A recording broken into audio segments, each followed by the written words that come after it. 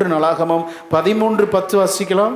அப்பொழுது கர்த்தர் ஊசாவின் மேல் கோபம் மூண்டவராகி அவன் தன் கையை பெட்டியண்டைக்கு நீட்டினது நிமித்தம் அவனை அடித்தார். அங்கே அவன் தேவ சமூகத்தில் செத்தான். பாருங்களேன், இப்பதான் ஒரு மரணம் நடந்திருக்கிறது. கையாள தெரியாமல் உடன்படிக்கை பெட்டியை எப்படி ஹேண்டில் பண்ணணுங்கிறது தெரியாம ஒருத்தர் இறந்துட்டான். இந்த நேரத்தில் தாவீது பயந்துட்டார். தாவீது பெரிய அதிர்ச்சி அடைந்தார். ஐயோ, இப்படி மரணத்தை கொண்டு வருகிற இந்த பெட்டியை நான் எப்படி எருசலேமுக்கு கொண்டு வருவது என்று சொல்லி அதை ஓபேத்தின் வீட்டிற்கு அனுப்பி வைத்தான். மரணத்தை கொண்டு வந்த உடன்படிக்கை பெட்டியை வீட்டிற்குள் அனுமதிப்பது என்பது எவ்வளோ பெரிய சவால் நிறைந்தது. நீங்களும் நானும் பயந்திருப்போம். இதை கையாள தெரிந்த லேவியர் வேண்டான்ட்டாங்க, தாவீது வேண்டான்ட்டான். கித்தியனாகிய காத் தேசத்தை சேர்ந்த பெலிஸ்தியனாகிய ஓபேத் ஏதோம் அது வீட்டிற்குள்ளே வரவேற்றான். அல்லேலூயா. அப்படின்னா ஸ்தோத்திரம், எவ்வளோ அழகாக அதை மெயின்டைன் பண்ணியிருக்கிறான் பார்த்தீங்களா. தாவீது கோலியாத்தை பார்த்து பயப்படலை, சிங்கத்தை பார்த்து பயப்படலை, கரடியை பார்த்து பயப்படலை. ஊசா மரித்த போது உடன்படிக்கை பெட்டி பார்த்து பயந்துட்டான். தேவனுடைய பிரசன்னம் சரியாக நம்ம கையாளவில்லை என்றால் அது நமக்கு பெரிய நஷ்டத்தை கொண்டு வந்துடும். கவனமாக இருக்கணும். தாவீது பயந்ததுக்கு காரணம் என்ன அப்படின்னா, அவன் கண் முன்பாகவே இந்த மரணம் நடக்கிறது. இந்த உடன்படிக்கை பெட்டியை கையாள தெரியாமல் ஒருத்தன் மரித்த போது உடன்படிக்கை பெட்டியை சிரித்த புன்முறுவலோடு தன்னுடைய வீட்டிலே ஏற்றுக்கொண்ட இந்த புறஜாதியான ஓபேத் ஏதோம் எத்தனை அருமையான ஒரு கேரக்டர் பார்த்தீங்களா. நம்முடைய வாழ்க்கையில் அநேக அடி கர்த்தரால் வருகிறது, கர்த்தரால் அநேக நஷ்டங்கள் வருகிறது. காரணம் என்ன? தேவனுடைய பிரசன்னத்தை நம்மால கையாள தெரியவில்லை. We don't know how to handle the presence of the Lord. அது தெரிந்திருந்தால் நாம் ஒவ்வொருவரும் ஆசீர்வதிக்கப்பட்டவர்களே. விசுவாசிக்கிறீங்களா? என்ன அமைதி ஆயிட்டீங்க? என்ன பாஸ்டர் காலங்காத்தாலே அடித்தான் செத்தான் சாவோங்கிறீங்க, எப்படி நாங்கள் கேட்போம்? பயப்படாதீங்க. இதுவரை நீங்கள் ஆண்டுடைய பிரசனத்தை கையாள தெரியாமல் இருக்கலாம். இன்னைக்கு ஆண்டவரே ரகசியத்தையும் சொல்லி கொடுத்து நம்மையும் நம் வீட்டாரையும் குடும்பத்தையும் ஆசீர்வதிக்க தேவன் சித்தம் உள்ளவராக இருக்கிறார். அல்லேலூயா. எத்தனை பேர் கர்த்தருடைய வார்த்தையை நம்ம கேட்க ஆயத்தமாக இருக்கிறோம்? ஆமென். எல்லாம் சேர்ந்து ஆண்டவரே உங்கள் பிரசன்னம் எங்களுக்குள்ள ஊற்றுங்கப்பா. எங்கள் வீட்டுக்குள்ள, நான் தொழில் செய்கிற இடத்துல, வேலை செய்கிற இடத்துல உங்க பிரசன்னம் இறங்கி வரட்டும் சுவாமி. நான் ஆசீர்வதிக்கப்பட வேண்டும், என் பிள்ளைகள் ஆசீர்வதிக்கப்பட வேண்டும். இன்னும் நான் இழப்பிலே இருக்கக்கூடாது, தோல்வியிலே இருக்கக்கூடாது ஆண்டவரே, சாபத்துக்குள்ளே இருக்கக்கூடாது ஆண்டவரே. என் தோல்விகளை ஜெயமாய் மாற்றுகிற தேவ பிரசன்னத்தை அடியான் வாஞ்சிக்கிறேன்.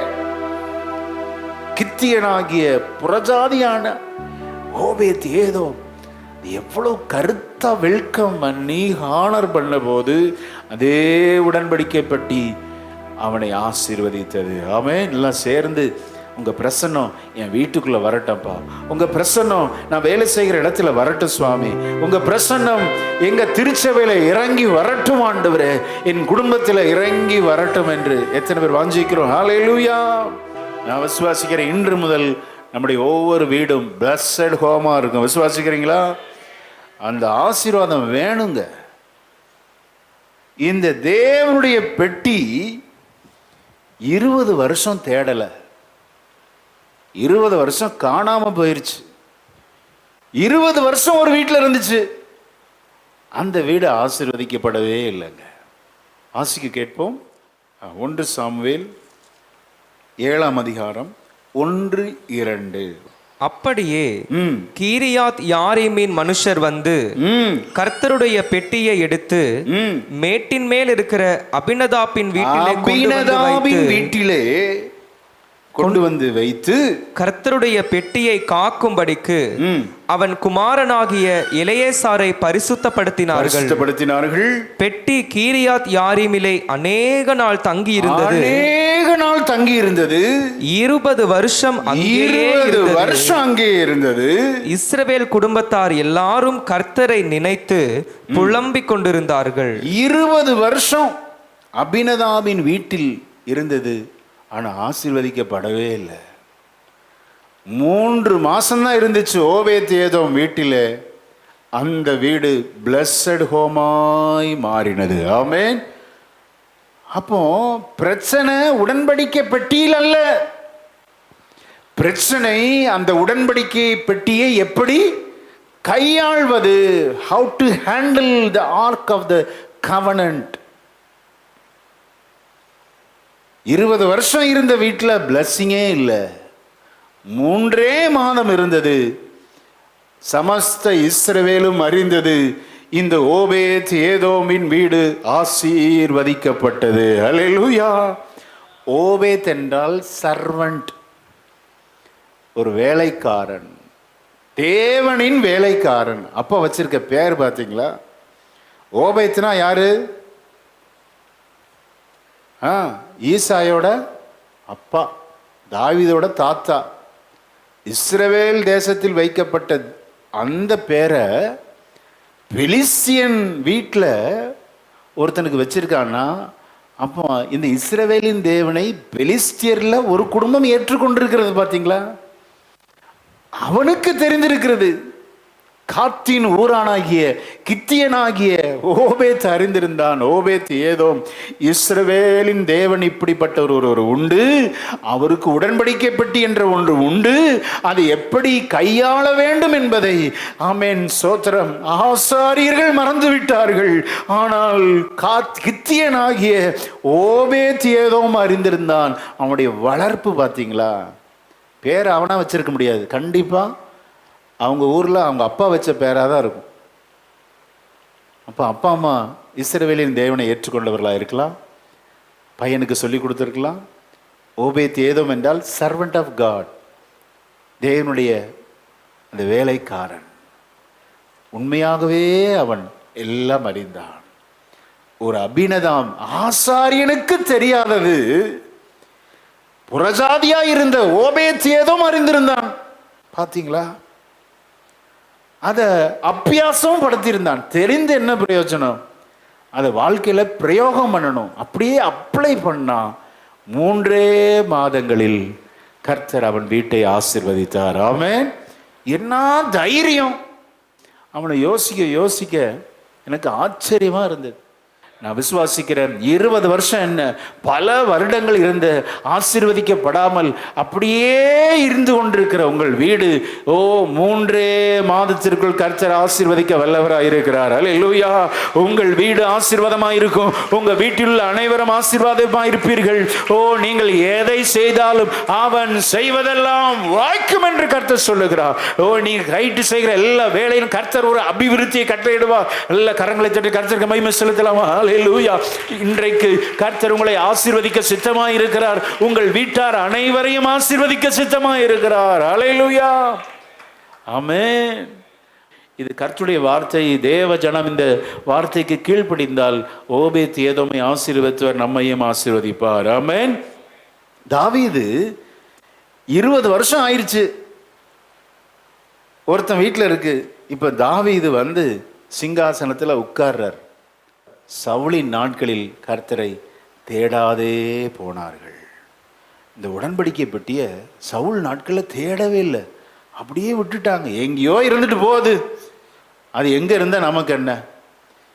இப்ப தாவீது வந்து இஸ்ரவேல் தேசத்தில் ராஜாவாக சிம்மாசனத்தில் அமரும்போது ஒரு முடிவெடுக்கிறார். வாசிக்க கேட்போம். 1 நாளாகமம் 13ஆம் அதிகாரம் 2ஆம் வசனத்தை வாசிங்க.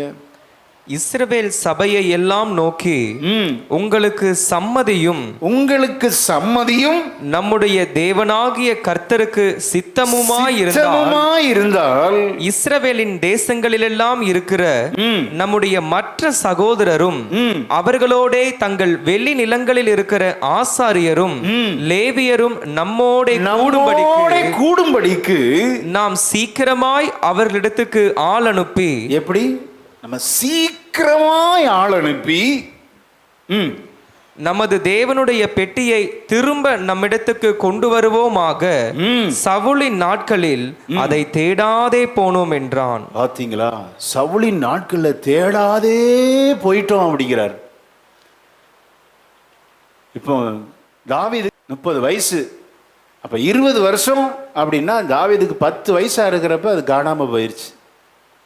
இப்போ தாவீதுக்கு வயசு 30, சிங்காசனத்தை அமர்றாரு.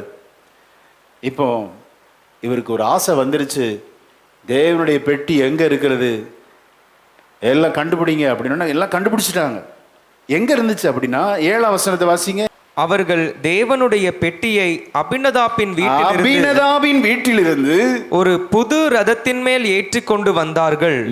ஊசாவும் அகியோவும் ரதத்தை நடத்தினார்கள். அபினதாபின் வீட்டில் 20 வருஷம் இருந்த தேவ பெட்டியை எருசலேம் தேசத்துக்கு ஒரு கூடாரத்தை உண்டு பண்ணி அங்கே கொண்டு வர்றார் தாவீது. கொண்டு வரும்போது சோதரன் அவசரமாக ஒரு புது ரதத்தின் மேல் ஏற்றி, கவனிங்க, இது முழுக்க தவறான ஒன்று. He don't know how to handle the ark of God. Ark of God, அந்த covenant, அதை எப்படி ஹேண்டில் பண்ணணும் தெரியல. அவசரமாய் புது ரதத்தின் மேல், இதான் இன்னைக்கு முதல் குறிப்பு. தேவ பிரசன்னத்தை நாம் எல்லாரும் வாஞ்சிக்கிறோம், நல்லது, மிகவும் அருமையானது. ஆனா சீக்கிரம் முடிச்சிடணும் ஆராதனைய, நீட்டாதீங்க பாஸ்டர். அவசரமாய் தாவீது எடுத்த முடிவு பேராபத்தை கொண்டு வந்தது.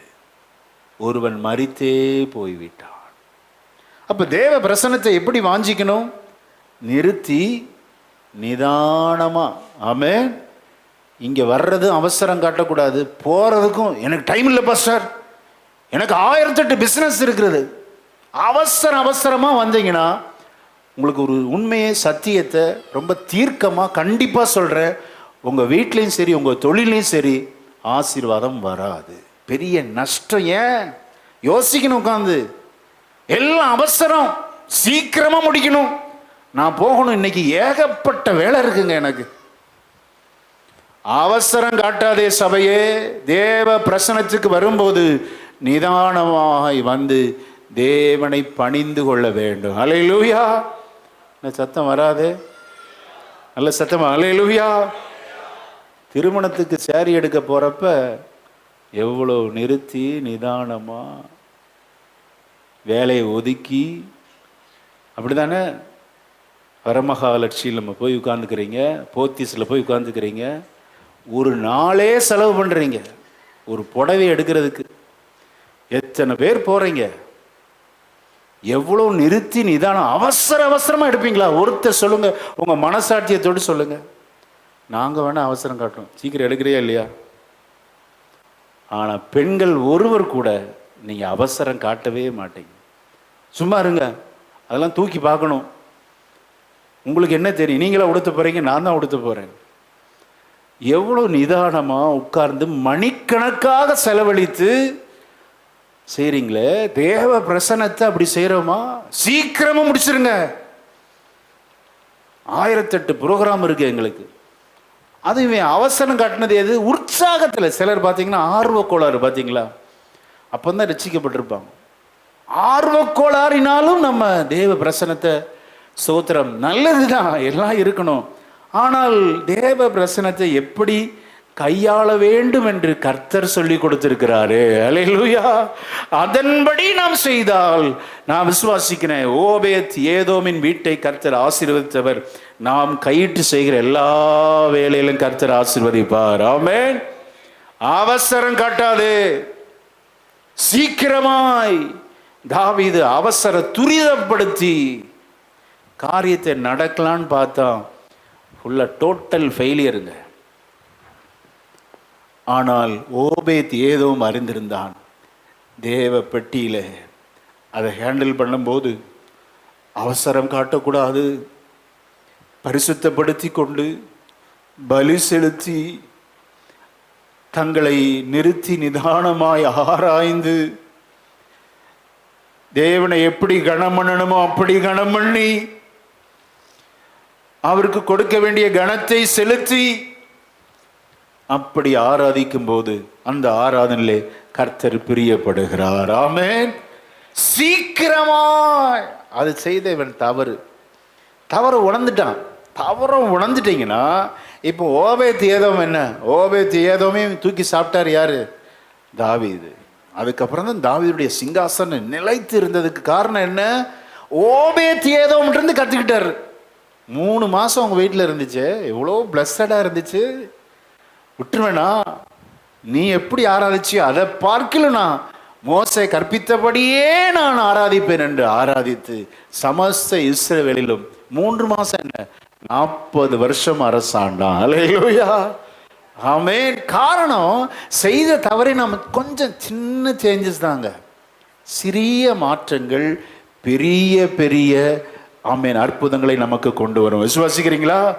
பெருசா நீங்க மாற்ற வேண்டாம். அவசரத்தை நிறுத்தி நிதானமா தேவனுக்கு கொடுக்க வேண்டிய கனத்தை நம்ம கொடுக்கும்போது கர்த்தர் நம்மை வாளாக்காமல் தலையாக்குவார், கீழாகாமல் நீங்கள் மேலாவீர்கள். ஆமென். இப்போ அடுத்த அதிகாரத்துக்கு வாங்க. தாவீது எப்படி மாத்திக்கிட்டான்னு சொல்லி அந்த வார்த்தையை சொல்லிட்டு அதுக்கப்புறம் எதெல்லாம் மாத்தினாருங்கிறத தியானிக்க போவார். வாசிங்க 15ஆம் அதிகாரத்தின் 2ஆம் வசனத்தை வாசிங்க. பிற்பாடு தாவீது. அப்போ அந்த வசனத்துக்கு என்ன அர்த்தம்? இதுக்கு முன்னால தாவீது தவறு செய்திருக்கிறாரு. அது எப்படி சொல்றாரு பாருங்க. 13ஆம் வசனத்தை வாசிங்க. முதலில் நீங்கள் அதை சுமக்காதபடியினாலும் நாம் நம்முடைய தேவனாகிய கர்த்தரை நியாயமானபடியே தேடாதே போனபடியினாலும் அவர் நமக்குள்ளே அடிவிழ பண்ணினார் என்றான். பாத்தீங்களா? நமக்கு கிடைச்ச தோல்விக்கு காரணத்தை ரொம்ப அழகா பக்தன் தாவீது சொல்றார். ஏன் நமக்கு அடி விழுந்தது, ஏன் நாம் தோல்வி அடைந்தோம், எங்கே நாம் இழந்தோம், கொஞ்சம் அலசி ஆராயணும். அலசி ஆராய்ந்து என்ன காரணம் என்பதை கண்டுபிடித்து விட்டால், அந்த காரணத்தை சரி செய்து விட்டால் நம்முடைய வாழ்க்கையில் ஆசீர்வாதம் நிச்சயம் தொடரும். ஆமென். முதலில் ஃபர்ஸ்ட்ல ஆர்வ கோளாறுல செஞ்சுட்டாங்க. என்ன செஞ்சுட்டாங்க? அந்த வசனத்தை மீண்டும் எல்லாம் சேர்ந்து வாசிக்கலாம். ஆமென். 1 நாளாகும் 15, 13 மீண்டும் எல்லாரும் வாசிக்கலாம். முதலில் நீங்கள் அதை சுமக்காதபடியினாலும் நியாயமானபடி அவர் நமக்குள்ளே அடி விழுந்ததுக்கு காரணம் என்ன? உடன்படிக்கை பெட்டிய சுமக்கணும். இவன் புது ரதத்துல ஏத்திட்டான். அதுதான் இவன் பண்ண மேஜர் மிஸ்டேக். அந்த உடன்படிக்கை பெட்டிய புது ரதத்தில் வைத்து இவன் சுமந்தான். அப்படி செய்யக்கூடாது. தேவ கட்டளை என்ன அப்படின்னா, உடன்படிக்கை பெட்டியில ஸ்தோத்திரம் வளையங்கள் இருக்கும், வளையங்களுக்குள் ஒரு தண்டு இருக்கும், 2 சைடு தண்டு இருக்கும். இந்த 2 தண்டுகளையும் 4 லேவியர்கள் தான் சுமக்கணும். இதுதான் மோசே கொடுத்த கற்பனை. ஆனா அதன்படி செய்யாமல் ஆர்வ கோளாறுல என்ன பண்ணிட்டார் அப்படின்னா, பெலிஸ்திய தேசத்திலிருந்து வந்துச்சு பார்த்தீங்களா, பெலிஸ்தியர்கள் இந்த உடன்படிக்கையை பெட்டி பிடித்து கொண்டு போன போது அவர்கள் மாட்டு வண்டியில் வைத்து கொண்டு போய்விட்டார்கள். பெலிஸ்தியர்கள் ரட்சிக்கப்படாதவர்கள், தேவனுடையவர்கள் அல்லாதவர்கள். அவர்கள் தங்கள் தெய்வத்தை சுமப்பது போல இந்த உடன்படிக்கை பெட்டியை அவர்கள் மாட்டு வண்டியிலே சுமந்து போனார்கள். அதே சேம் பேட்டர்னை தாவீது பின்பற்றுகிறார். நீ என்ன மாட்டு வண்டி, பழைய மாட்டு, நான் எங்க ஆண்டவருக்கு புது ரதத்தை தாரேன்னு சொல்லி புது ரதத்தை ஏற்றி. இப்போ வாசிங்க, நான் சொன்ன அந்த பின்னணியோடு நீங்கள் வாசித்தா புரியும். 1 நாளாகும் 13:7 வாசிங்க. அவர்கள் தேவனுடைய பெட்டியை அபினதாபின் வீட்டிலிருந்து ஒரு புது ரதத்தின் மேல் ஏற்றிக்கொண்டு வந்தார்கள். ஊசாவும் அகியோவும் ரதத்தை நடத்தினார்கள். கவனிங்க, ஆர்வ கோளர்ல தாவீது என்ன பண்ணிட்டாரு அப்படின்னா, புது ரதம், சேம் பேட்டர்ன் ஆஃப் ஜென்டைல்ஸ், புறஜாதிகள் தங்கள் தெய்வத்தை சுமப்பதற்கு மாட்டு வண்டியை பயன்படுத்தினதை போல உடன்படிக்கை பெட்டியை புது ரதத்தை கொண்டு சுமந்து வர தாவீது அனுப்பி. இதுதான் பிளண்டர் மிஸ்டேக். இன்னைக்கும் நம்ம வாழ்க்கையில் எங்கே பாஸ்டர் நாங்கள் புது ரதம் அப்படின்னா நியூ ஸ்ட்ராட்டஜியை பயன்படுத்துகிறோம். தேவனை பின்பற்றுவதற்கு we are using new strategy, புது புது யுக்திகளை கையாளலாம். இல்லைங்க, தேவனை தேடுவதில் அவசரம் காட்டக்கூடாது. புது ரதத்தை பயன்படுத்தி தேவ பிரசனத்தை கொண்டு வந்துடலாம்னு நினைக்கிறாங்க. மிகப்பெரிய தோல்விங்க. உங்கள் வாழ்க்கையில் ஆண்டவர் ஒரு சிலரோடு இன்றைக்கு கண்டிப்பான வார்த்தையை பேச விரும்புகிறார். எத்தனை பேர் ஏற்றுக்கொள்ள ஆயத்தமா இருக்கிறீங்க? சத்தம் வரல. அல்லேலூயா. உன் குடும்பத்திலையும் சரி, உன் தொழிலையும் நியூ ஸ்ட்ராட்டஜி யூஸ் பண்ணாத. கர்த்தர் என்ன சொல்லுகிறாரோ அதன்படி செய்தால் நீங்களும் உங்கள் குடும்பமும் 3 மாதத்திற்குள்ளே நீங்கள் ஆசீர்வதிக்கப்படுவீர்கள். அல்லேலூயா, ஆமென். அது இல்லாமல் எனக்கு எல்லாம் தெரியும் என்று சொல்லி ஆர்வ கோளாறுல தேவன் சொல்லாததை செய்தீர்கள் என்றால், நியூ ஸ்ட்ராட்டஜியை பயன்படுத்தினா, புது new card, they are using new card, புது ரதம், விளைவு பெரிய தோல்வி, நஷ்டம். ஏன் தோல்வி நம்ம வாழ்க்கையில? குறுக்கு வழிகளை பயன்படுத்தாத. அவன் தொழிலையும் சரி, குடும்பம் ஆசீர்வதிக்கப்படணும், சீக்கிரத்தில் நான் ஐஸ்வர்யவன் ஆக வேண்டும் என்று சொல்லி குறுக்கு வழியை பயன்படுத்தாத சகோதரியே, சகோதரா, கர்த்தர் இன்றைக்கு உன்னை எச்சரிக்கிறார். துன்மார்க்கனுக்கு இருக்கிற செல்வ திரட்சியை பார்க்கிலும் நீதிமானுக்கு இருக்கிற கொஞ்சமே நல்லது. அல்லேலூயா. அவசரப்பட்டு ஐஸ்வர்யவனாக துடிக்காதே. புது புது யுக்திகளை கையாளாதே. ஆமென். விசேஷமாக வசனத்தினால் சபை கட்டப்பட வேண்டும். ஆமென். கன்மலையின் மேல் கட்டப்படுகிற வீடு வசனத்தினால் கட்டப்படுகிற வீடு. ஆமென். அல்லேலூயா. அப்போ கொஞ்சம் கொஞ்சமாக தான் வளரும்.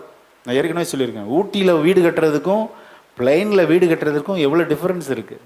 பிளைனில் ஈஸியாக வீடை கட்டிடலாம். ஊட்டியில் மணலை கொண்டு போகிறக்குள்ளே லாரி 10 தான் போகும், மெதுவாக தான் போகும்.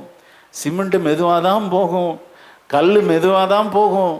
பிளைனில் ஈஸியாக கட்டிடுவாங்க. கண்மலையின் மேல் கட்டப்படுகிற வீடு மெதுவாக தான் வளரும்.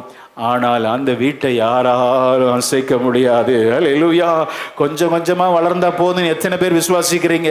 உங்கள் பிஸ்னஸ் ஆகட்டும், குடும்பமாகட்டும், ஆமீன், சபை கொஞ்சம் கொஞ்சமாக தான் வளரும். பயப்படாது. ஆனாவும் குடும்பத்தை ஒருவரும் அசைக்க முடியாது. ஓ சோத்திரம், உன்னுடைய வளர்ச்சியை ஒருவரும் தடுக்க முடியாது. பெரிய நல்ல கரங்களை தட்டி கர்த்தருக்கு மகிமை செலுத்தலாமா? ஓ சோத்திரம், இன்று முதல் ஓ கர்த்தர் என்ன சொல்லுகிறார் அதை மாற்ற நீங்க செய்யணும். அல்லேலூயா. இஷ்டத்துக்கு செஞ்சிடக்கூடாது. நியூ ஸ்ட்ராட்டஜியை பயன்படுத்தாத. புது ரதத்தை பயன்படுத்தினால் உனக்கு தோல்வி நிச்சயம். இன்று உன் மனதை மாற்றிக்கொள். ஆமென். கர்த்தர் அழைக்கிறார். எத்தனை பேர் ஏற்றுக்கொள்ள ஆயத்தமா இருக்கிறோம்? அல்லேலூயா. நியூ ஸ்ட்ராட்டஜி, விளைவு தோல்வி. இங்கே நமக்கு ரொம்ப பாவமாக இருக்கும். யாரை பாவமாக இருக்கும் அப்படின்னா, இந்த ஊசா மாட்டு வண்டி ஓடுது பார்த்தீங்களா? ஓடுறப்ப இந்த உடன்படிக்கை பெட்டி 526 டன் எடையுள்ள மாடு மிரண்ட போது உடன்படிக்கை பெட்டி அப்படியே சரிந்து கீழே விழ போச்சு. அப்போ அதை போய் விழக்கூடாதேன்னு சொல்லி தடுத்து நிறுத்தினது யாரு? ஊசா. வாசிங்க 1 நாளாகமம் 13:9. அவர்கள் கீதோனின் களம் மட்டும் வந்தபோது மாடுகள் இடறினபடியால் ஊசா பெட்டியை பிடிக்க தன் கையை நீட்டினான். அடுத்த வசனம். அப்பொழுது கர்த்தர் ஊசாவின் மேல் கோபம் மூண்டவராகி அவன் தன் கையை பெட்டியண்டைக்கு நீட்டினதின் நிமித்தம் அவனை அடித்தார். அங்கே அவன் தேவ சமூகத்தில் செத்தான். கையை நீட்டினான். இல்லை பாவமாக இருக்குங்க. நல்லது தானே செஞ்சான் பாஸ்டர். அவனை எதுக்கு ஆண்டவர் அடிக்கிறார்? கவனிங்க, தேவ ஊழியத்தை நாம் கை நீட்டி தாங்குகிறோம், அப்படி தானே? இவ்வளோ பேர் உதார்த்தமாக கொடுக்குறீங்க, எல்லாம் கொடுக்குறோம், நல்லது. ஆனால் ஒருபோது நினச்சிடக்கூடாது, நான் கொடுக்கறதுனால தானே இந்த ஊழியம் நிற்குது. ஆமென். நான் கொடுக்கறதுனால தானே இந்த ஆலய ஆராதனை நடக்குது அப்படின்னு நினச்சிட்டா நம்ம வாழ்க்கையில் ஆசீர்வாதத்தை பெற முடியாது. தோல்வி நிச்சயம், 100% நிச்சயம். கொடுப்பது அவர் கொடுத்ததில் நமக்கென்று தசமபாகங்கள் கொடுக்கிறோம், காணிக்கைகள் கொடுக்கிறோம், சிறப்பு காணிக்கை கொடுக்கிறோம். அவர் தான் நம்ம தாங்குறாருங்க. நம்ம கொடுத்த அந்த ஆலயம் கட்டப்படுது. அல்லேலூயா. நீங்களும் நானும் பேசாவிட்டால் கர்த்தர் கல்லை கொண்டும் பேசுவார். ஆமென்.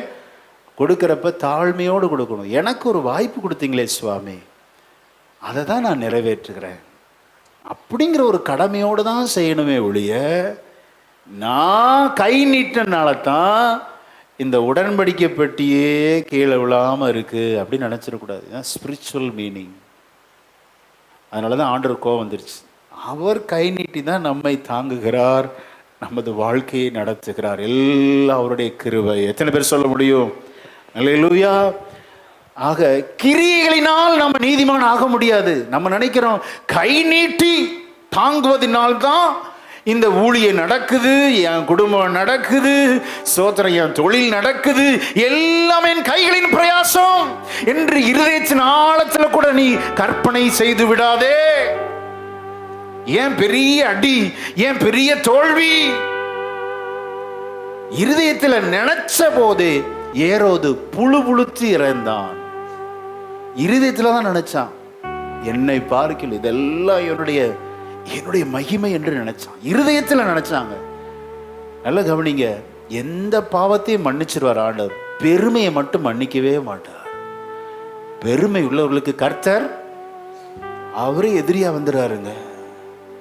நம்ம இருதயத்தில் ஒருபோதும் நினைச்சிடக்கூடாது, என் கிரியைகளினால தான் நான் நிற்கிறேன், என் கைகளின் கிரியைகளினால தான் என் குடும்பம் கட்டப்படுகிறது என்று நினைக்காத சகோதரியே, சகோதரே, உன் குடும்பம், உன் பிள்ளைகள் எல்லாம் கர்த்தருடைய கிருபை, அவருடைய ஈவு, அவர் கை நீட்டுள்ளதால தான் நம்முடைய குடும்பம் வளருது. நல்ல கரங்களை தட்டி அவருடைய கிருபைகளுக்காக, அவருடைய இரக்கங்களுக்காக, என்னுடைய கையின் பலன் அல்ல சுவாமி, என்னுடைய சாமர்த்தியம் அல்ல, என்னுடைய பேச்சு அல்ல, என்னுடைய திறமை அல்ல, என்னுடைய ஓடி உழைக்கிறது அல்ல, எல்லாம் உடைய கிருபை. அல்லேலூயா. பலன் இருக்கு, நல்லதாங்க, ஓடி உழைக்கணும். ஆனால் ஒருபோது நினச்சிடக்கூடாது, என் உழைப்பினால தான், என் கையின் கிரியினால தான் இந்த பிஸ்னஸ் பெருகினது, என் குடும்பம் ஆசீர்வதிக்கப்பட்டது நினைச்சிடாத. அல்லேலூயா. ஓசா நினைச்சான், நான் கை நீட்டி தடுக்கிறனால தான் இந்த உடன்படிக்கை பற்றியே நிற்க போகுது. ஆண்டவர் அதே இடத்துல அடித்தார், செத்தான். அப்படின்னா என்ன? உடன்படிக்கை பற்றிய ஆசாரியர்கள் தான் தொடணும், வேறு யாரும் தொடக்கூடாது. உடன்படிக்கை பெட்டி என்பது, அதை குறித்து ஒரு சின்ன முகவரை சொல்ல விரும்புகிறேன். இன்னைக்கும் உடன்படிக்கை பெட்டி இருக்கு, அது நமக்குள்ளேயே இருக்கிறது. ஆமென்.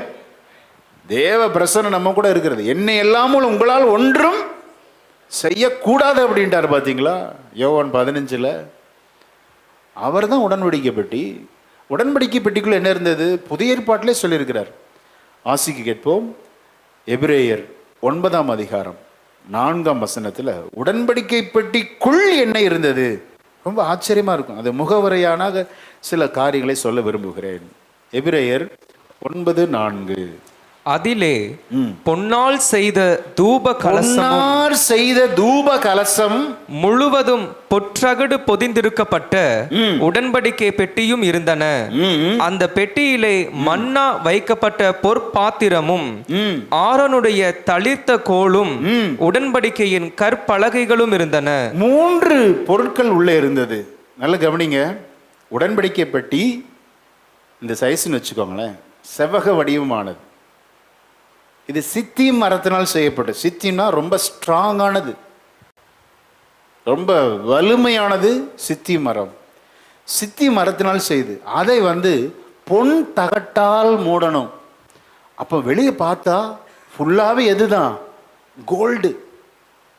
அது எதை குறிக்கிறது அப்படின்னா, எல்லா சின்ன ஸ்க்ரூவில் கூட தேவன் சத்தியத்தை வச்சிருப்பார். இந்த மரம் என்பது இயேசுவினுடைய மாம்சத்தை குறிக்கிறது. அவர் மனுஷ சாயலானார்.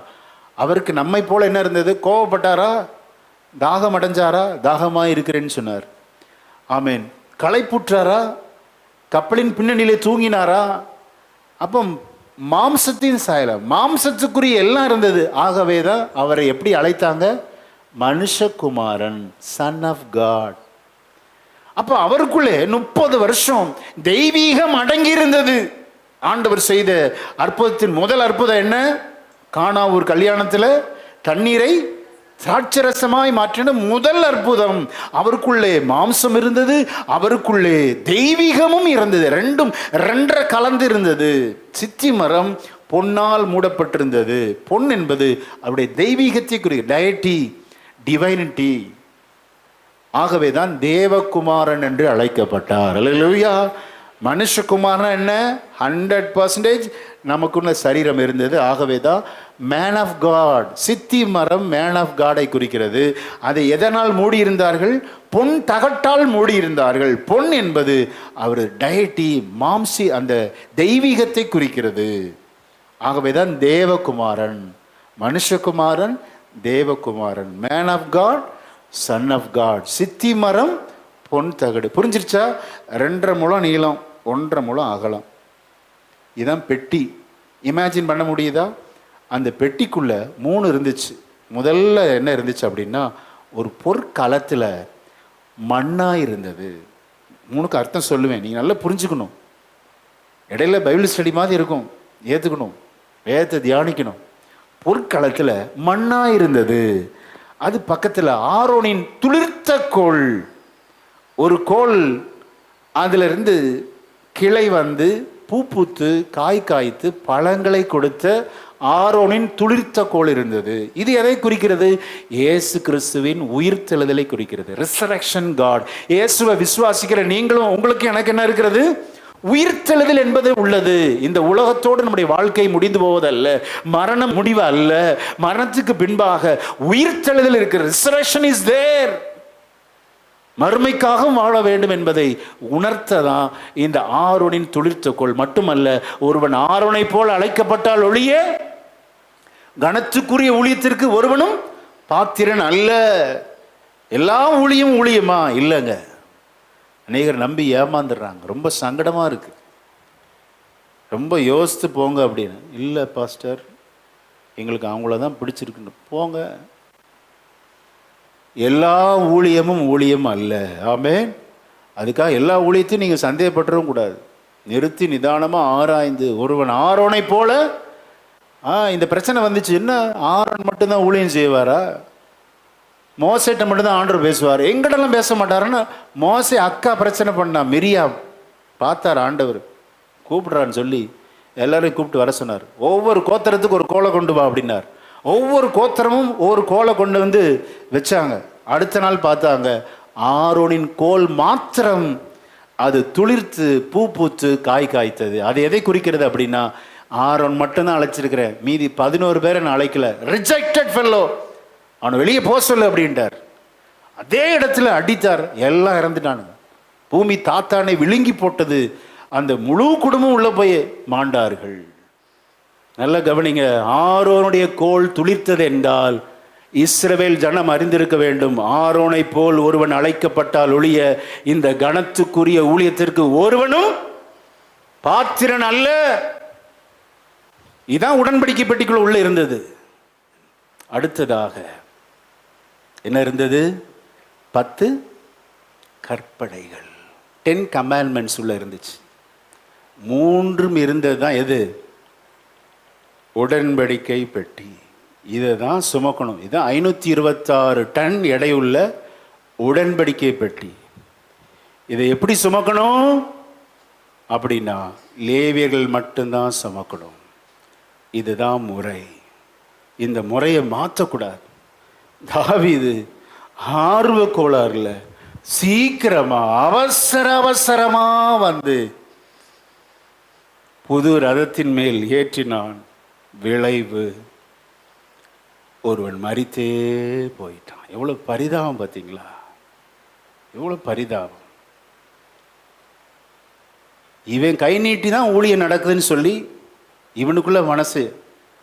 நல்லா புரிஞ்சுக்கோங்க, நம்ம ஆண்டவர் சப்போர்ட்டுக்கு வச்சிருக்கிறார். அதுக்காக காணிக்கை தசமானு அற்பமாயினல நல்லது. ஆனால் இருதயத்தில் ஒருபோதும் நினச்சிடக்கூடாது, என் திறமையினால தான், ஏன் கடின உழைப்பினால தான் என்னுடைய பிஸ்னஸ் ஆசீர்வதிக்கப்படுகிறது, நான் வீடை கட்டினது என் உழைப்பு அப்படின்னு நினச்சிடாதீங்க. ஹல்லேலூயா. கர்த்தர் இன்றைக்கு எச்சரிக்கிறார், இன்றைக்கு உங்கள் மனதை மாற்றிக்கொள்ளுங்கள். ஆமென். தாவீது மனதை மாற்றிக்கொண்டான். எப்படி மாற்றிக்கொண்டான்? வாசிங்க. ஸ்தோத்திரம். இப்போ பிற்பாடு 15 அதிகாரம் 1 நாளாகும் 15:2 வாசிங்க. பிற்பாடு தாவீது லேவியர் ஒழிய வேறொருவரும் தேவனுடைய பெட்டியை எடுக்கலாகாது, தேவனுடைய பெட்டியை எடுக்கவும் என்றைக்கும் அவருக்கு பணிவிடை செய்யவும் அவர்களையே கர்த்தர் தெரிந்து கொண்டார் என்றான். பார்த்தீங்களா? இப்ப புரிஞ்சுக்கிட்டான் தாவீது, லேவியர் மாத்திரம்தான் இந்த பணியை செய்ய வேண்டும் என்று. தாவீது புரிந்து கொண்டு அவர்களை பரிசுத்தம் பண்ண அழைக்கிறான். 14ஆம் வசனத்தை வாசிக்கல, எல்லாரும் சேர்ந்து 14, 15 வாசிக்கல. இப்ப தாவீது எப்படி தன்னை கரெக்ட் பண்ணிக்கிறாரு பாருங்க. எங்க இருந்து கத்துக்கிட்டாரு? ஓபேத் ஏதோம்ல கத்துக்கிட்டாரு. 14, 15 வாசிக்கலாம். அப்படியே ஆசாரியலும் லேவியரும் இஸ்ரவேலின் தேவனாகிய கர்த்தரின் பெட்டியை தங்களை சுத்தம் பண்ணி கொண்டார்கள். கர்த்தருடைய வார்த்தையின்படியே மோசே கற்பித்த பிரகாரம் அதன் தண்டுகளினாலே, அல்லேலூயா, புது ரதத்தை செலக்ட் பண்ணல, அவசரப்படல. இப்போ தெளிவா இருக்கிறாரு. லேவியர்களை பரிசுத்தம் பண்ணி கொண்டு அவர்களை கொண்டு சுமக்க வைக்கிறார். ஆமென். நம்ம குடும்பத்தை கர்த்தர் என்ன சொல்றாரோ அப்படிதான் செய்யணும். புது ஸ்ட்ராட்டஜிலாம் குடும்பத்துக்குள்ள கொண்டு வந்துடக்கூடாது. பெற்றோர் பிள்ளைகளை வளர்ப்பதில் நியூ ஸ்ட்ராட்டஜி நோ, சபையில் நியூ ஸ்ட்ராட்டஜி நோ. எல்லாம் அவர் என்ன சொல்லுகிறாரோ அதைத்தான் நான் செய்ய. இங்க பாருங்க, கர்த்தர் சொல்றபடி செய்யணுங்க. குடும்பமானாலும் சரி, ஊழியமானாலும் கர்த்தர் என்ன சொல்றாரோ அதை எக்ஸிக்யூட் பண்ணணும். தாவீது மறந்துட்டார். ஆர்வ கோளாறுல புது ரதத்தை ஏத்தினாரு. பிரச்சனை பெருசாகி அடி.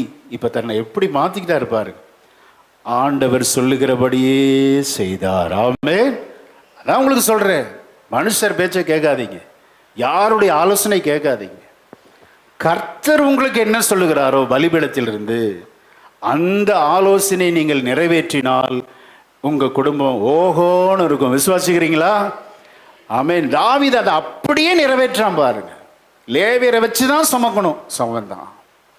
லேவியரை வச்சு பரிசுத்தம் பண்ணி தான் அவங்க தான் தொடணும், வேற யாரும் தொடக்கூடாது. ஆர்வ கோளாறுல என்ன பண்ணாங்க அப்படின்னா, ஒரு சிலர் இந்த மூடியை திறந்து பார்த்துட்டாங்க. 50,070 பேர் இறந்துட்டாங்க. பெத்சிமேசின் மனுஷர் உடன்படிக்கை பெட்டிக்குள்ள என்ன இருக்கு பார்க்கலாம் அப்படின்னு சொல்லி இதை திறந்து அது யாருமே பார்க்கக்கூடாது. அது ஒரு சுருக்க நான் சொல்ல விரும்புகிறேன். இது உடன்படிக்கை பெட்டி மகா பரிசுத்த ஸ்தலத்துக்குள்ள தான் இருக்கும். இது திரை இருக்கும். உள்ள போவது வருஷத்துக்கு ஒரு தடவை தான். பிரதான ஆசாரியன் தனக்காக, தன்னுடைய குடும்பத்துக்காக, முழு இஸ்ரவேல் ஜனக்காக ஒரு காளையை அடித்து அந்த இரத்தத்தை பாத்திரத்தில் பிடிச்சிட்டு உள்ள வருவார். இன்னொரு கையில தூப வர்க்கம் இருக்கும். ஒரு கையில ரத்தம், ஒரு கையில தூப வர்க்கம், நெருப்பு. இதை உள்ள கொண்டு வந்து காணிக்கை பெட்டி இங்கே தள்ளி வச்சுக்கோங்க அப்படின்னா தூப பீடம். அந்த தூப பீடத்தில் கொம்பு இருக்கும். அப்படி இந்த கொம்புல அப்படி பூசுவார். பூசிட்டு என்ன பண்ணுவார்னா, அந்த இரத்தத்தை பூசிட்டு இந்த தூப வர்க்கத்தை தூப பீடத்தில் போடுவார். அந்த நெருப்பு பற்றி அப்படியே எரிந்து புகைக்காடா வந்து இந்த உடன்படிக்கை பட்டி மறைஞ்சிருக்கிற ஸ்கின் இருக்கு பார்த்தீங்களா, இதுக்குள்ள வந்து உடன்படிக்கை பட்டியே மூடிடணும். எது மூடணும்? அந்த தூப வர்க்கத்தின் புகை மூடணும். அதுக்கப்புறம்தான் அந்த திரையை வருஷத்துக்கு ஒரு தடவை விலக்கி உள்ளே வந்து இந்த உடன்படிக்கை பெட்டி மேலே 7 விசை அந்த காளையின் ரத்தத்தை தெளிக்கணும். இதான் பிரமாணம். இவன் கூட இந்த உடன்படிக்கை பெட்டியை பார்க்கக்கூடாது. இவன் பார்த்தாலும் செத்து போயிடுவான். ஆகவே தான் அந்த உடன்படிக்கை பெட்டியை மறைக்கும் அளவுக்கு அந்த புகை எங்கேருந்து வரணும்? தூப பீடத்திலிருந்து வந்து உடன்படிக்கையை பற்றியே மறைச்சிடணும். ஏன் அப்படின்னா 2 அந்த கேருபீன்கள் இப்படி நிற்குங்க. அது இப்படி நிற்கும். அந்த கேருபீன் நடுவிலே ஆண்டவர் அவருடைய பிரசன்னம் இருக்கும். அவருடைய பாதம் வந்து உடன்படிக்கை பெட்டியின் மூடியின் மேலே இருக்கும். அதான் மர்சி சீட், கிருபாசனன்னு சொல்லுவாங்க. அப்படி இருக்கு பாரு. அது நடுவிலே அவனுடைய பாதம் வந்து நிற்கும். அந்த பாதத்தை அதை மட்டும்தான் பார்க்கணும். ஆகவே தான் அது இப்படி தலை வணங்கி நிற்கிது. ஸ்தோத்திரம். முகத்தை பார்த்துடக்கூடாது. தேவ பிரசன்னத்தை பார்த்தவன் ஒருவனும் உயிரோடு இருந்ததில்லை. ஆக இப்படி இருக்கிறான் பாருங்க. பாதத்தை தான் பார்க்கணும். ஆசாரியன் கூட இந்த உடன்படிக்கை பற்றியை பார்க்கக்கூடாது. இதுதான் பிரமாணம். இந்த உடன்படிக்கை பெட்டி சுற்றிலும் அந்த புகை மண்டலம் மேலோங்கி இருக்கும். அப்போ வந்து 7 விசை தெளிக்கும் போது தான் சபை அனைத்தின் பாவ நிவாரணம் ஆகும். பாவத்திற்குரிய பலி அந்த பிரமாணம் நிவாரணம் ஆவது அப்படின்னா இந்த 7 விசை தெளிக்கும். இதுதான் பிரமாணம். இந்த மூடியை திறந்து பார்த்தாங்கன்னா அவுட்டு. எங்கே போட்டிருக்கு பாஸ்டர்? வாசிங்க, ஒரு வசனத்தை வாசிக்கலாம். 1 சாமுவேல் 6:19 வாசிங்க. ஆனாலும் பெத்ஷிமேசின் மனுஷர் கர்த்தருடைய பெட்டிக்குள் பார்த்தபடியினால் கர்த்தர் ஜனங்களில் 50,070 பேரை அடித்தார்.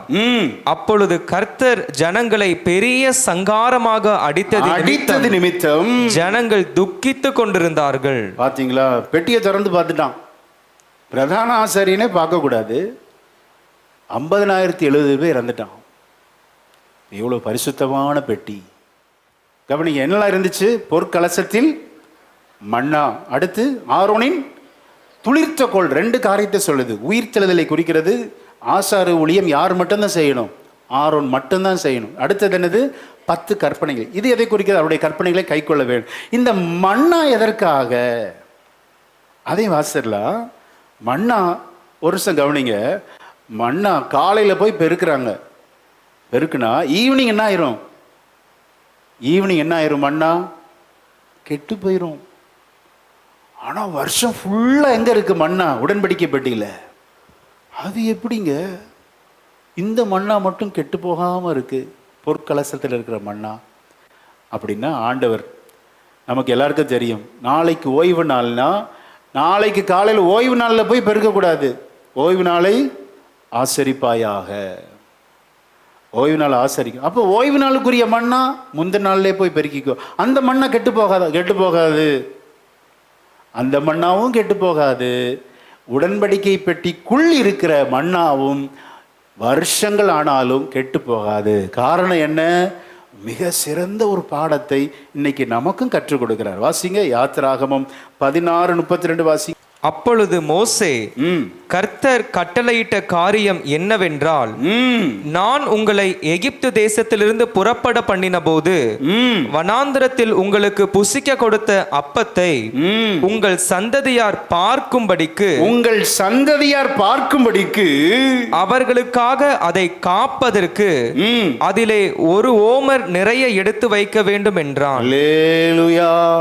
உங்க சந்ததியாருக்கு தெரியணும், எங்கள் அப்பா அம்மாவை, எங்கள் தாத்தா பாட்டியை 40 வருஷம் இந்த வனாந்திரத்தில் போஷித்தது எதுதான்?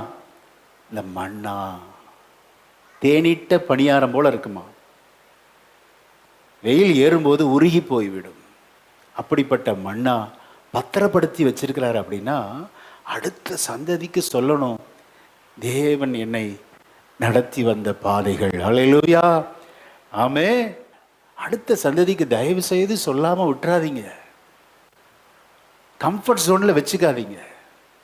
உங்கள் பிள்ளைகளுக்கு நீங்கள் கஷ்டப்பட்டதை கேட்குறாங்களோ இல்லையோ, சொல்ல வேண்டியது உங்களுடைய கடமை. That is your duty. உடன்படிக்கை பெட்டிக்குள் தேவன் மன்னாவை வைத்ததுக்கு காரணம் என்ன அப்படின்னா, ஃபியூச்சர் ஜெனரேஷன் ஷுட் நோ. அந்த ஜெனரேஷனுக்கு தெரிஞ்சிருக்கணும்.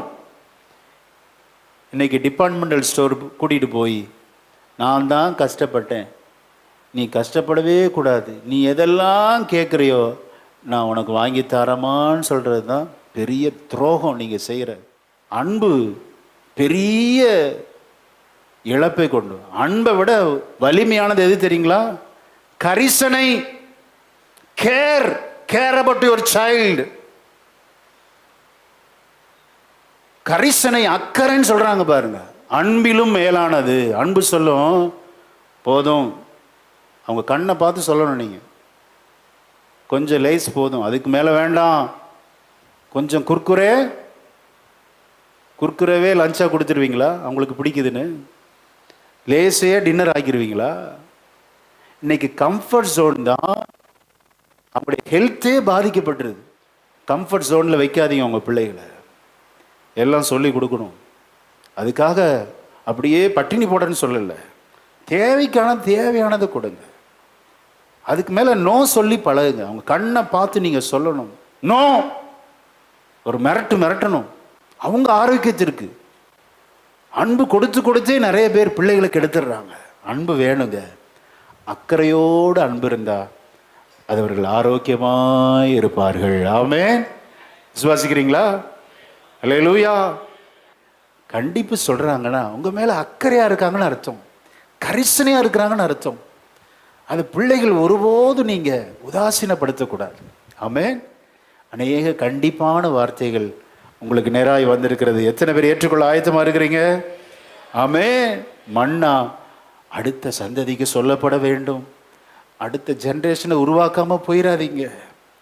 எதை சொத்து சேர்க்கிறீங்களோ இல்லையோ, தேவனை அவர்களிடத்தில் கடத்தி விட்டு செல்லுங்கள். ஆமென். அவங்க கஷ்ட காலத்தில் அவங்க அதை விடவே மாட்டாங்க. தேவனை இப்படி நாம் இல்லாமல் போகலாம். நம்முடைய சந்ததி கர்த்தருக்கு முன்பாக நிரந்தரமாக இருக்க வேண்டும் என்பது தேவ திட்டம். அல்லேலூயா. உன் சந்ததிக்கு நீ சொல்லிக் கொடுக்கணும். 40 வருஷங்கள் நாங்கள் விதைக்கவில்லை, அறுக்கவில்லை, உழைக்கவில்லை, கர்த்தரே எங்களை போஷித்தார். இந்த தேவனை நீ மறந்துடாத. இந்த தேவன் என்றென்றைக்கும் நம்முடைய தேவன், மரண பரியந்த நம்மை நடத்துவார். சிஸ்டர், பிரதர், ஓ உங்களை ஆண்டவர் கைவிடவே மாட்டார். ஓ சோத்திர. மனிதர்கள் கைவிடலாம், நண்பர்கள் கைவிடலாம், தாய் தகப்பன் கைவிட்டாலும், ஓ சகோதர சகோதரிகள் கைவிட்டாலும், நீ இன்றைக்கு ஆராதித்து கொண்டிருக்கிற இந்த தேவன் மரண பரியந்த உன்னை நடத்துவார், உன்னை போஷிப்பார், உன்னை உடுத்துவிப்பார், உன்னை ஆதரிப்பார். அல்லேலூயா. இதை நீ அடுத்த சந்ததிக்கும் கடத்திட்டு போயிடணும். அதுதான் மன்னா. உயிர்த்தெழுதல் இருக்கிறத சொல்லி கொடுக்கணும். ஒரே ஒரு வாழ்க்கை, எல்லாம் அளவோடு இருக்கணும். அளவுக்கு மீறினால் அமிர்தம் நஞ்சுதாங்க. எல்லாம் அளவோடு இருக்கணும். அடுத்த ஒரு மறுமை என்ற ஒன்று உண்டு என்பதை சந்ததிகளுக்கு சொல்லணும். அதுதான் ஆரோனின் துளிர்த்தக்கோள். ஊழியர்களை மதிக்கணும், ஆரோனை மதிக்கணும். அக்காவே எதிர்த்து வந்தாலும் அவளுக்கு குஷ்டமாயிருச்சு. பார்த்தீங்களா? குஷ்டமாயிருச்சு. 7 நாள் இந்த முறுமுறுப்பினால் ஹோல் இஸ்ரவேல் ஜனம் பிரயாணம் பாதிக்கப்பட்டது. அப்புறம் மோசே போய் ஜெபம் பண்ணி தான், ஏன் அவர்கிட்ட மட்டும்தான் பேசுவாரா, எங்கிட்டலாம் பேச மாட்டாரா, நாங்களாம் ஊழியக்காரங்க இல்லையா அப்படின்னு மிரியாம் கூட உடன்பரப்பு முறுமுறுக்குது. ஆரோனுக்கு எதிராக, இந்த மோசைக்கு எதிராக. இப்போ ஊழியர்களை பாதிக்கணும், ரெசரக்ஷன் இருக்குது அப்படிங்கிறது எது சொல்லாமல் சொல்லுகிறது?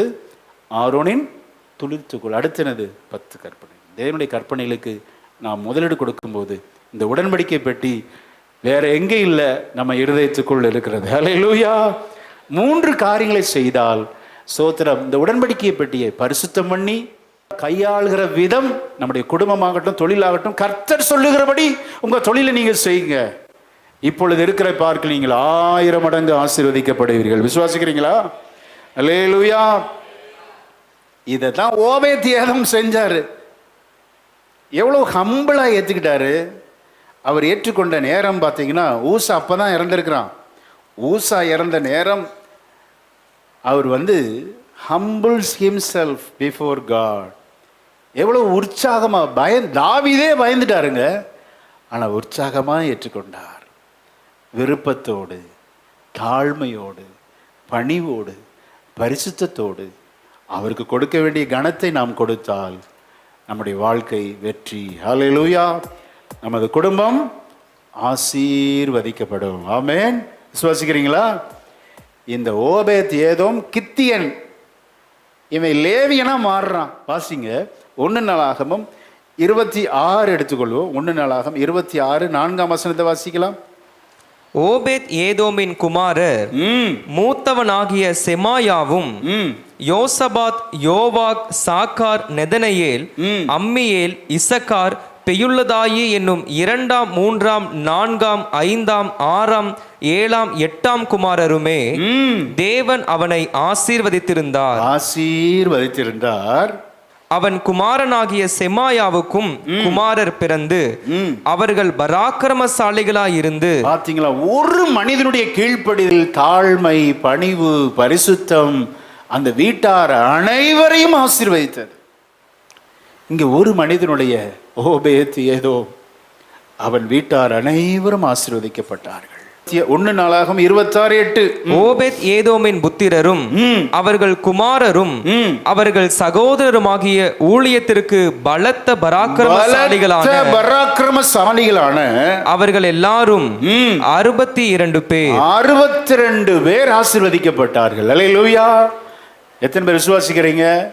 நீங்க ஆண்டவரை உண்மையா, சின்சியரா, தாழ்மையா, பரிசுத்தத்தோடு இந்த உடன்படிக்கை பற்றி நீங்கள் இருதயத்திலே சுமப்பீர்கள் ஆனால் உங்கள் கணவன், உங்கள் மனைவி, உங்க பிள்ளைகள், உங்களுடைய உடன்பிறப்புகள், நண்பர்கள் எல்லாரும் ஆசீர்வதிக்கப்படுவார்கள். அல்லேலூயா. கர்த்தர் ஓபேத்தை ஏதோமின் வீட்டார் அனைவரையும் கர்த்தர் blessed home.